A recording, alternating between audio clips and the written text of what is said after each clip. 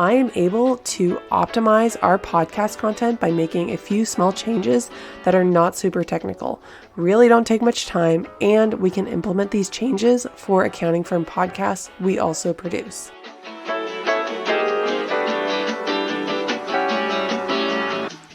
Welcome to the MediaBooks Podcast, the only place on the internet where creative accounting isn't a bad thing. Owning a virtual firm today means having a professional and modern online presence, and in this podcast, we talk about how to do just that. My name is Kristen Corey, and I am the owner of MediaBooks, a media agency that provides creativity exclusively to accounting firms. And if you're an accounting firm owner, you're in the right place. Let's get into it. Hey everyone, and welcome to another episode of the MediaBooks Podcast. In this podcast episode, I'm going to be talking about 3 ways you can optimize your own podcast. Now, even if you don't have a podcast, this is a great episode. You can kind of get a little bit of an idea of what you could be potentially getting yourself into if you are considering a podcast. But with this new format that we're doing with our own podcast, I thought I would share some of the changes that I've made to optimize our podcast, talk about how these are so easy to implement, some of the tools I'm using. But first, let's go over the 2023 State of Social Media report from Sprout Social.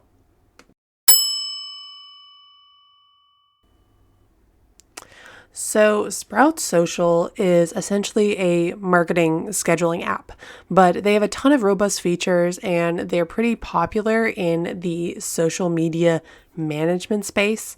And part of their marketing strategy is to put out these reports.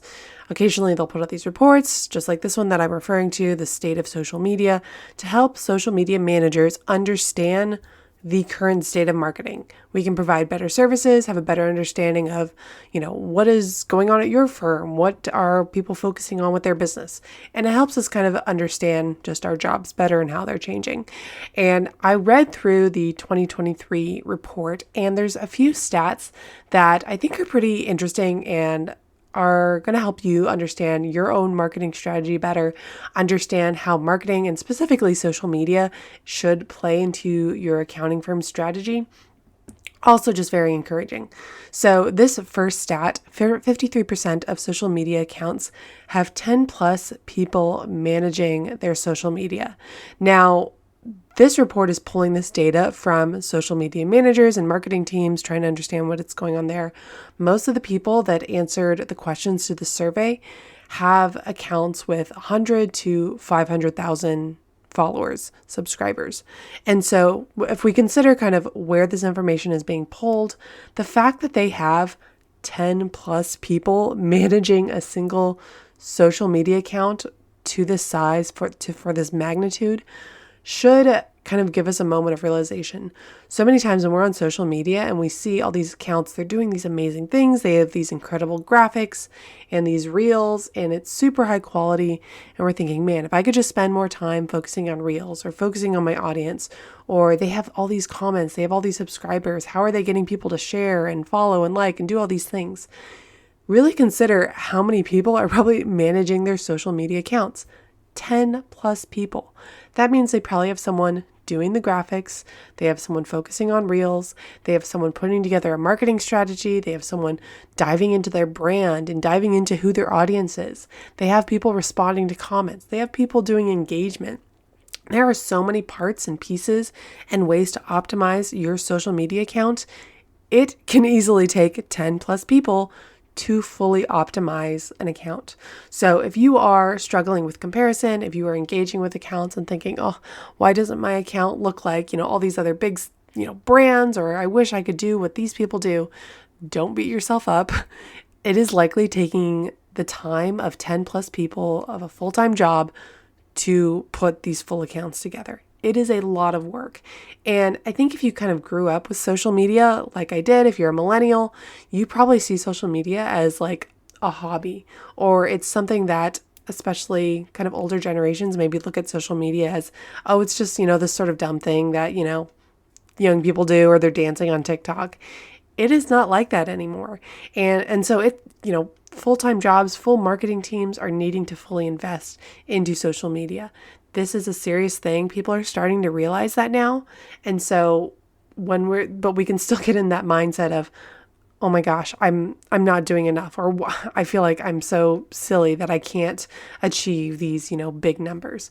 It is taking full-on teams to produce this kind of content. Another really interesting point that the report brought up is that one of the top priorities of businesses in 2023 is to build their brand and their loyalty. And I felt like I had a good example recently of how this is true. We recently had a social media client who already had an established website ask us to move them from WordPress to Squarespace so that we could begin managing it and so that they could also use their website more easily. This is one of the big selling points of Squarespace, we believe, is that if you are on WordPress, it can be very difficult to update things, use it. If you want to just change some wording, but you don't know exactly how to use the theme, the pages maybe use a different plugin, it could be really complicated really quick, and we don't see that with Squarespace. My client agreed, we moved them over to Squarespace. And so, there's that whole piece. But really what this means is that we have done a good enough job with our client that they trust us and they want to expand services. That's loyalty. And so if you've heard the stat before of that it's easier to grow with the current clients that you have, to upsell them, than it is to get new clients. This is a great example of that. Focusing on your brand, focusing on client loyalty. If you have clients that you do one-time tax returns with, how can you really focus on doing a good enough job with them so that they maybe become a monthly client? And even if that's not bookkeeping, maybe it's tax planning. It's also important to note here that this relationship, migrating this client from just social media management services to web design services, did not happen overnight. Rarely people see a single social media post or email campaign and just one, and it convinces them to buy. This client we were working with for 11 months. And it took 11 months of building that relationship for them to be like, yes, I need to move over. Doesn't mean that, it took 11 months of convincing or they weren't sure at first, but it just took them some time to get to know us and really kind of understand what we were saying. That's normal. It takes people time. So if you are trying to figure out a social media post that immediately converts or an email campaign that immediately converts, realize this stuff takes time. You want to build a relationship. You want to build up to that loyalty. And so kind of understand that you're planting seeds. We're not looking for immediate results, which I think is sometimes the impression that we get with great marketing, is that you're going to have all these immediately, stellar results. And this one social media post is the thing that really, turned you into a millionaire or went viral. Doesn't really work like that. Another quote that I want to bring up from this 2023 report from Sprout Social is about 1 in 4 business leaders consider it very easy to demonstrate the impact of social media data and insights on their company's bottom line. Now, every year, if you've stuck with us for a while, you know that we kind of follow this trend of like every year, the start of the new year, January, December too, we'll talk about the importance of tracking your marketing stats.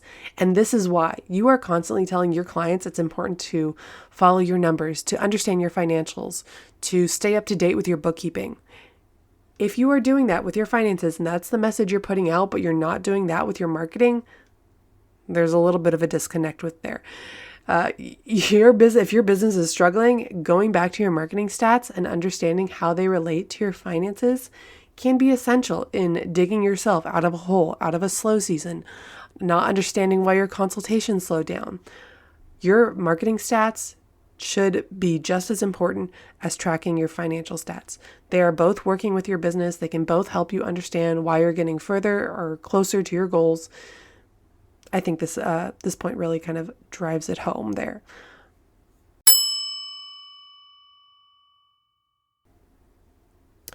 So for the last year, I have been publishing podcast episodes 5 to 10 minutes, Monday to Friday. It was a lot, but we actually did like almost 300 episodes no, not almost 300. I think almost 200 episodes.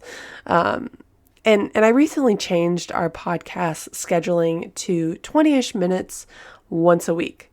Now, I do a podcast episode a while back talking about why this change, but one of those reasons for this switch is that really it took too long to do 5 podcast episodes each week and optimize it in the way that I wanted to. We produce podcasts as part of our service offerings, and I wanted to play around more with what really you can do with publishing a podcast episode.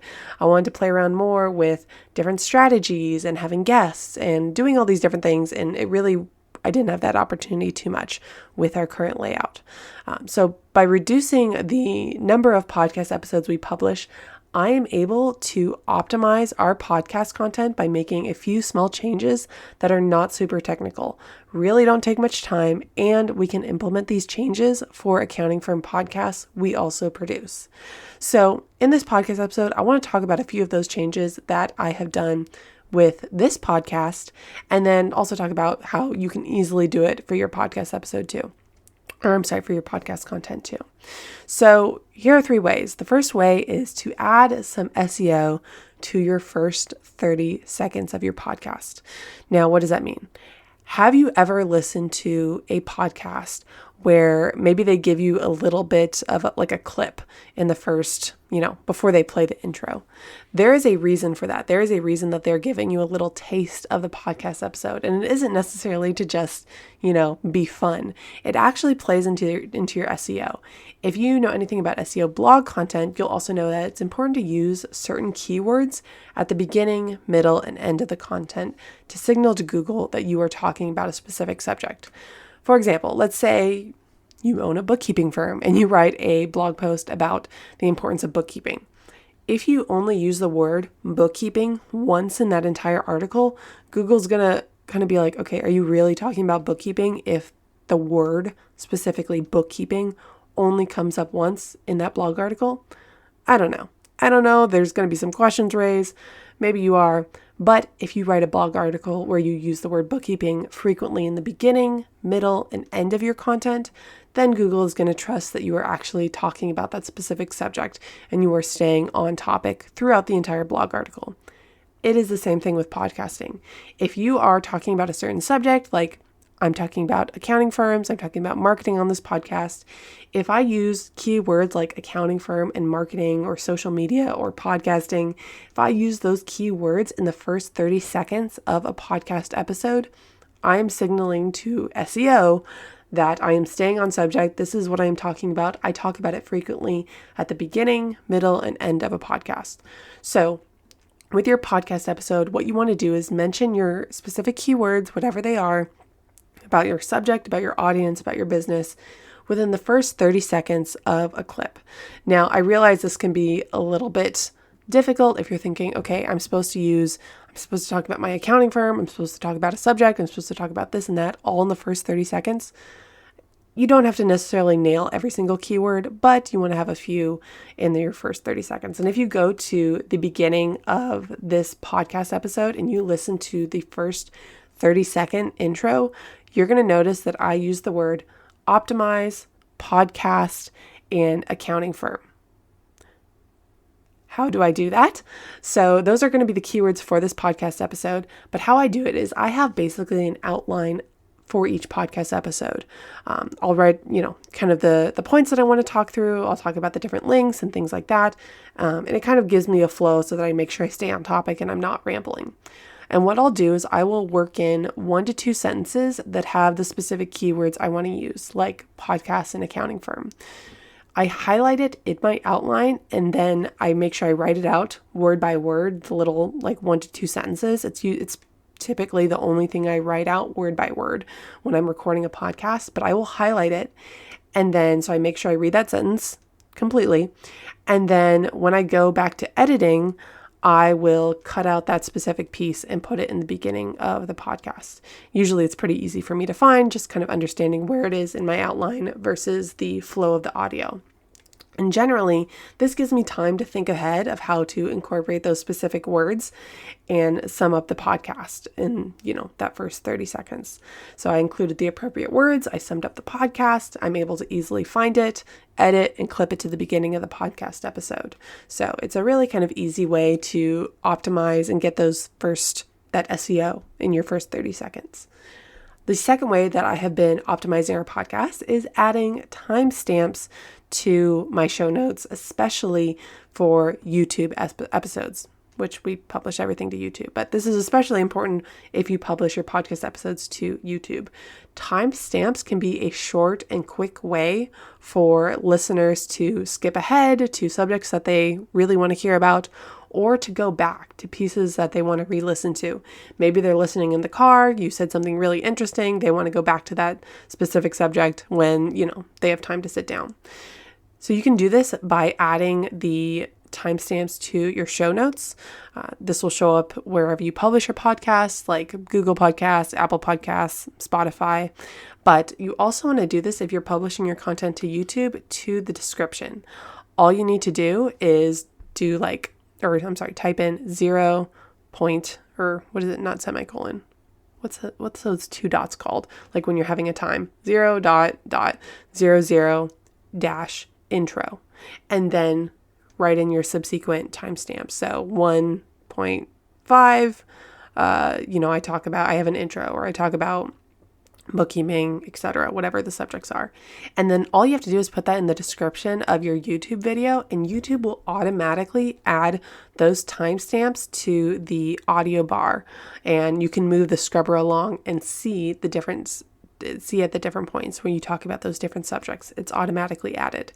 And so you can actually go to our YouTube for MediaBooks. There's links below, or links in our show notes, where you can see a good example of this. So it's a great way to kind of give people an overview of your podcast and listen to specific points that they want to listen to. Super easy to add. Also, the third point to optimize your podcast content is by adding transcript content. This also helps with your SEO. Now, there are a ton of places online where you can upload your podcast audio and it will quickly generate a transcript of your content. Why should you do this? Some people simply prefer to read or scan content as opposed to listen. Let's say there's a subject they're really interested in learning about, but they don't have time or whatever to listen to a full podcast. They can read the transcript. This will also help with your website's SEO by just adding more content to your website, adding more content that has those specific keywords like we talked about at the beginning of this episode, things like podcast, accounting firms, using those words. It's going to show up in the transcript. Again, just reinforcing your SEO that you're trying to do. And then also give more people options to view your content, so they're more likely to view it, to use it, to find it helpful. Now, how I do this is I actually use a website called rss.com. If you know what an RSS is, or if you've published a podcast, RSS is the feed that goes out to publish podcast episodes. So it's super simple to remember. rss.com. It's free to use. They do have pricing plans, but really it's kind of dependent on how your podcast is set up. So free to use, and all you have to do is create an account, upload your audio, and then it'll quickly generate the transcripts. I add the transcript text to the episode blog post. This may look a little different depending on what podcast publishing app you're using, but if you're using Squarespace, all you have to do is add it as a text block to the same post you're publishing your podcast audio to. And then I have a really great page with my podcast where people can listen, or they can kind of read through and get the same gist, so that I don't have to listen to the full podcast and type it out by hand.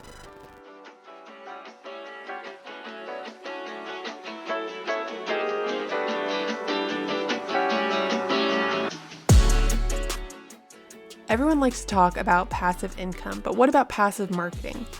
Specifically, lead magnets. Lead magnets are an excellent way to grow your email list. Add one to your website and watch your email list grow over time. It is set it and forget it marketing. Visit our lead magnets library, where you can purchase lead magnets for everything from reading a balance sheet and income statement to sales tax 101. Add your brand colors, hit publish, watch your email list grow.